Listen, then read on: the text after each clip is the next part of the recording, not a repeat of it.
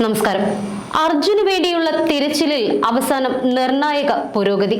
കർണാടകയിലെ ഷിരൂരിലെ ഗംഗാവലി നദിയിൽ ഒരു ട്രക്ക് കിടക്കുന്ന സ്ഥലം കണ്ടെത്തിയതായി കർണാടക റവന്യൂ മന്ത്രി കൃഷ്ണ ബൈരഗൌഡ പറഞ്ഞു.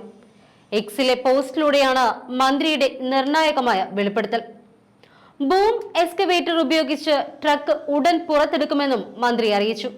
ലോറി ഡ്രൈവർ കോഴിക്കോട് സ്വദേശി അർജുനായുള്ള തിരച്ചിൽ പുരോഗമിക്കവെയാണ് നിർണായകമായ ഈ കണ്ടെത്തൽ.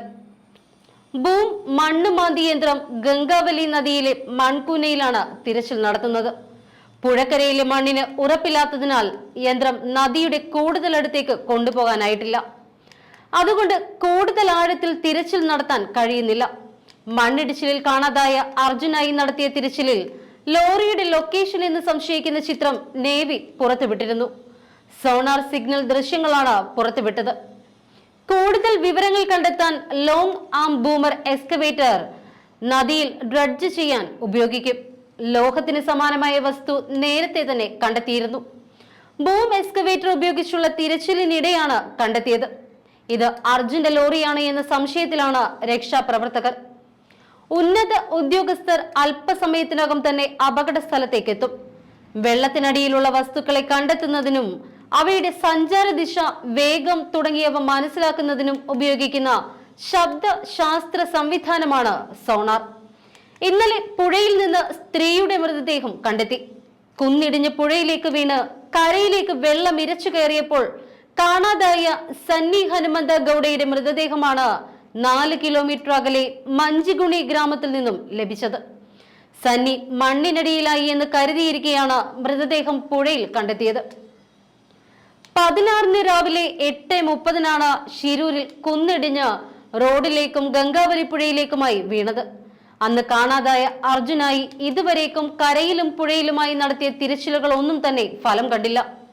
ദേശീയപാതയിലെ മണ്ണ് പൂർണ്ണമായും നീക്കിയിട്ടും കണ്ടെത്താനാകാത്ത സാഹചര്യത്തിലാണ് തിരച്ചിൽ പുഴയിലേക്ക് കൂടി വ്യാപിപ്പിച്ചത്. റഡാർ പരിശോധനയിൽ പുഴയിൽ നിന്ന് ചില സിഗ്നലുകൾ ലഭിച്ചിരുന്നു.